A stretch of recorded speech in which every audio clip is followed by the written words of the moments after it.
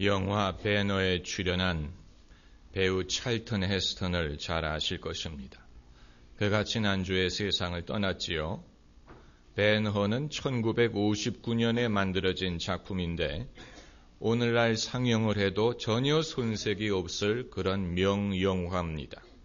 특별히 전차 경주 장면이 유명합니다. 그 당시에 컴퓨터 그래픽이 없는 시대에 배우와 풀압과 카메라만을 가지고 그런 장면을 찍을 수 있었다는 것은 대단한 일입니다. 그런데 그 영화 중에 이런 대사가 있습니다. 전차 경주장 안에는 법이 없다. 그 말은 일단 레이스가 시작되면 이기기 위해서는 어떤 방법을 써도 된다는 얘기입니다. 그래서 경주하다가 죽어 나오는 사람들이 많고 경쟁자의 전차를 밀어서 뒤집어지게 해도 괜찮습니다. 그래서 실제로 배너의 적수 마살라가 배너의 전차를 밀려고 하다가 자기 전차가 뒤집어져서 죽지 않습니까? 그런데 종교계가 바로 전차 경주장과도 같습니다. 치외 법권입니다. 물론 법을 직접 어기는 것은 아니지만 법이 종교의 자유를 보장해주는 범위 안에서는 무슨 교리를 가르치고 무슨 주장을 해도 그것을 제재할 방법이 없다는 것입니다. 이단, 사이비, 타종교는 차치하더라도 기독교계도 마찬가지예요. 교단이라는 것이 존재하고 노예라는 것이 존재하지만 개교회가 무슨 교리를 가르치고 무슨 주장을 해도 그것을 통제할 방법이 없습니다. 종교계가 전차 경주장과도 같다고 말씀드리는 이유가 바로 그것입니다. 과거 미국의 어느 부흥사가 이런 주장을 한 적이 있습니다. 자기 집회에 참석한 교인들이 지갑을 꺼내서 기도를 했더니 그 속에 들어있던 $5짜리 지폐가 $50짜리로 변하고 10달러짜리 지폐가 $100짜리로 변했다. 믿거나 말거나. 그런 체험을 했다고 주장하는 교인들이 있고 목사가 그런 선전을 하는데 무슨 수로 그것을 막겠습니까? 우리나라에도 최근에 이와 비슷한 사례가 있지요. 여러분이 TV에서 보셨는지 모르겠는데 집회 중에 이를 필링했던 아말감이 금리로 바뀐다라는 주장입니다. 이게 소위 금리의 기적입니다. 원래 이런 기적이 70년대에 남미에서 일어났습니다. 남미에 전도 집회하는 중에 교인들의 충치가 예배 중에 필링이 되는 그런 기적이 일어났습니다. 금과 백금으로 필링이 되는 기적이 일어났습니다.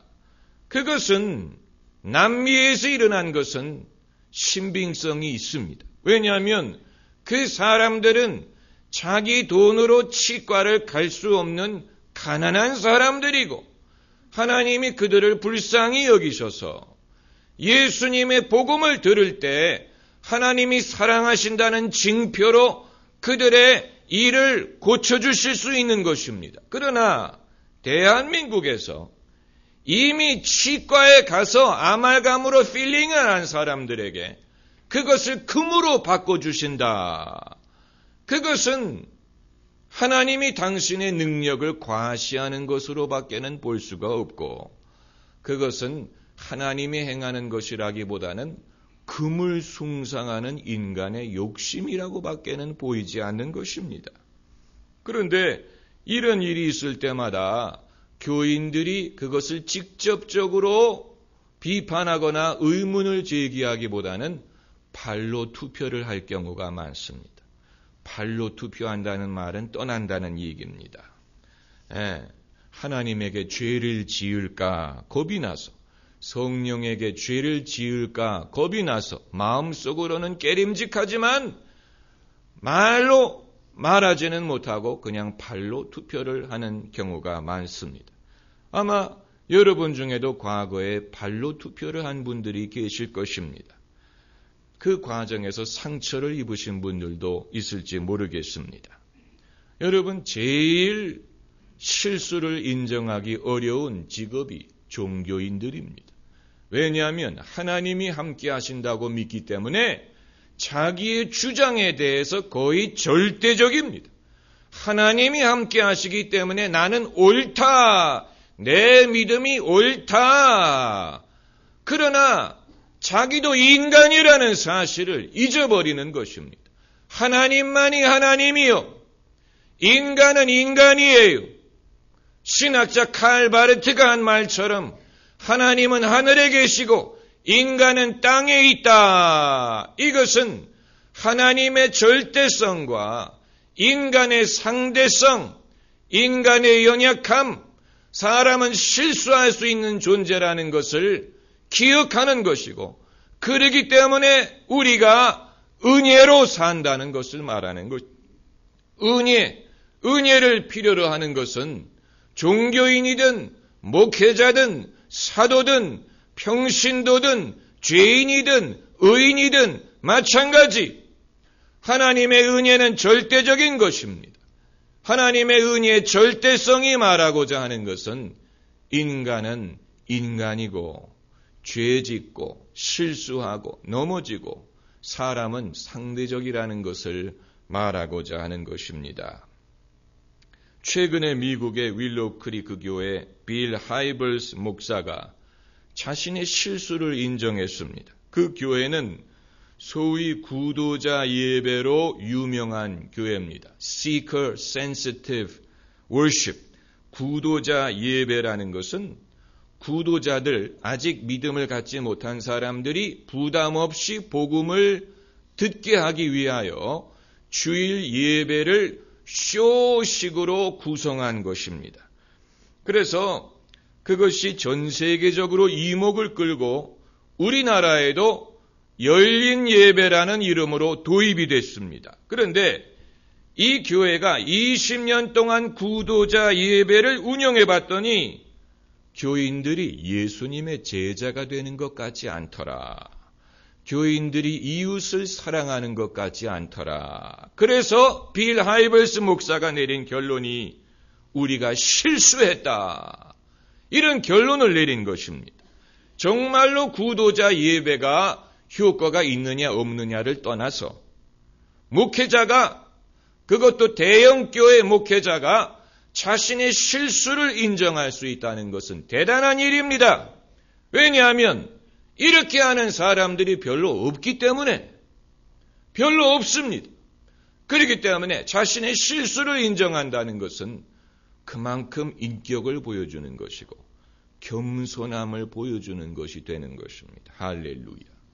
여러분, 예수님은 옳고 하나님은 옳으시지만 아브라함이 항상 옳은 것이 아니었고 다윗이 항상 옳은 것이 아니었습니다. 베드로가 항상 옳지 않았습니다. 바울이 항상 옳은 것이 아닙니다. 바울도 바나바와 싸우고 마가와 싸우고 베드로도 예수님을 부인하고 위선을 행하고 이게 인간이에요.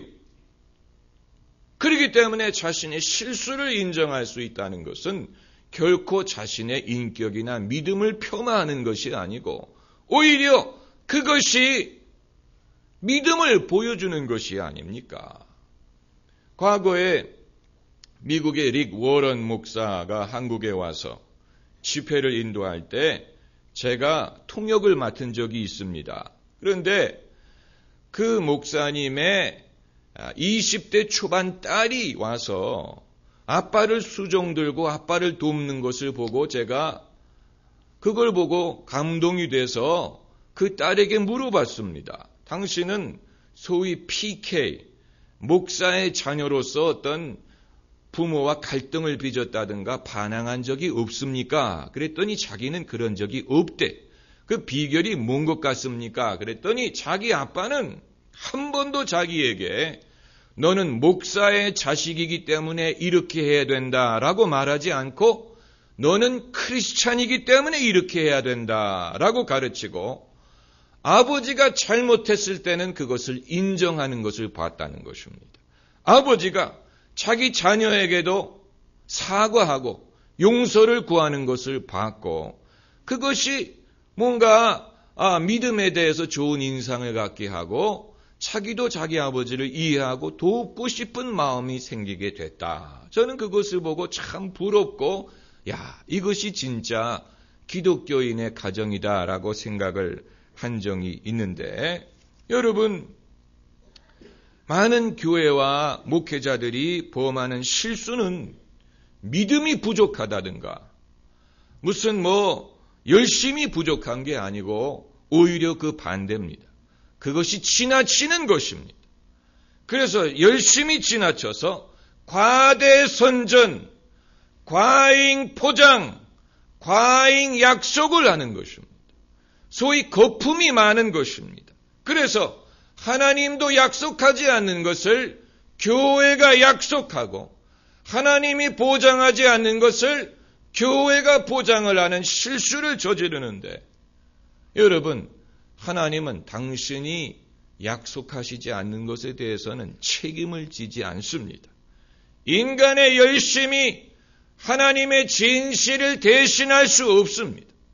인간의 정성이 하나님의 뜻을 대신할 수 있는 것이 아닙니다. 하나님은 하나님이 원하는 이 일만을 하십니다. 만약에 여기에 지나쳐서 교회든 종교인이 하나님이 약속하지 않는 것을 약속하게 되면 그것은 공수표를 발행하는 것이고 하나님은 거기에 대해서 책임을 지시지 않습니다. 그렇기 때문에 우리는 병자를 위해서 기도하지요. 그러나 병자를 고쳐주겠다고 약속하지는 않습니다. 그것은 하나님만이 할 수 있는 일입니다. 우리가 하는 것은 어디까지 믿고 기도하는 것이지만 결과를 보장하는 것은 아니에요. 우리는 하나님이 복 주실 것을 믿고 기도하지만 만사 형통하리라고 보장하는 것은 아닙니다. 그것은 하나님만이 하실 수 있는 일입니다. 인간은 인간입니다. 하나님만이 하나님이에요. 인간이 하나님 흉내를 낼 수가 없는 것입니다. 예수님께 찾아온 문둥병자의 말이 정말로 일리가 있습니다. 그가 예수님에게 주여 원하시면 저를 깨끗게 하실 수 있나이다 라고 말했습니다. 이 문둥병자는 예수님의 능력에 대해서는 확신하고 있었습니다. 나를 깨끗게 하실 수 있습니다. 그러나 그는 예수님의 뜻에 대해서는 단정하지 않았습니다. 예수님의 능력은 확신했지만 예수님의 의도와 예수님의 뜻과 방법에 대해서까지 임의로 단정하지 않았습니다. 그렇기 때문에 원하시면 저를 깨끗게 하실 수 있나이다 해서 예수님이 내가 원한다 하고 그를 깨끗게 해주신 것입니다.